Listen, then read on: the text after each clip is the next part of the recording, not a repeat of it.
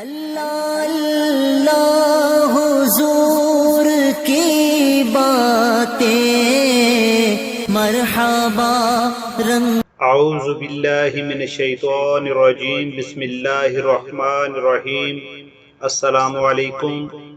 نئے آنے والے دوستوں سے گزارش ہے کہ ہمارا چینل سبسکرائب کریں اور بیل آئیکن کو ضرور دبا لیں۔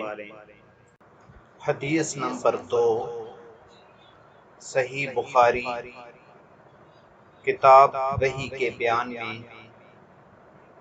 راوی ہم کو عبداللہ بن یوسف نے حدیث بیان کی، ان کو مالک نے ہشام بن عروہ کی روایت سے خبر دی، انہوں نے اپنے والد سے نقل کی، انہوں نے ام المومنین حضرت عائشہ صدیقہ رضی اللہ عنہا سے نقل کی، آپ نے فرمایا کہ ایک شخص حارث بن ہشام نامی نے نبی کریم صلی اللہ علیہ وآلہ وسلم سے سوال کیا تھا کہ یا رسول اللہ صلی اللہ علیہ وآلہ وسلم، آپ پر وحی کیسے نازل ہوتی ہے؟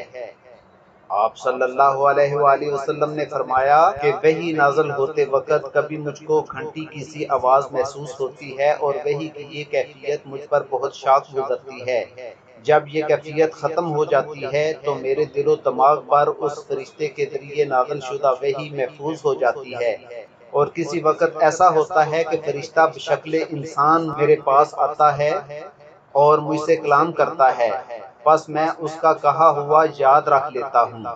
حضرت عائشہ رضی اللہ عنہا کا بیان ہے کہ میں نے سخت کڑاکے کی سردی میں نبی کریم صلی اللہ علیہ وآلہ وسلم کو دیکھا ہے کہ آپ صلی اللہ علیہ وآلہ وسلم پر وحی نازل ہوئی، اور جب اس کا سلسلہ موقوف ہوا تو آپ صلی اللہ علیہ وآلہ وسلم کی پیشانی پسینے سے شرابور تھی۔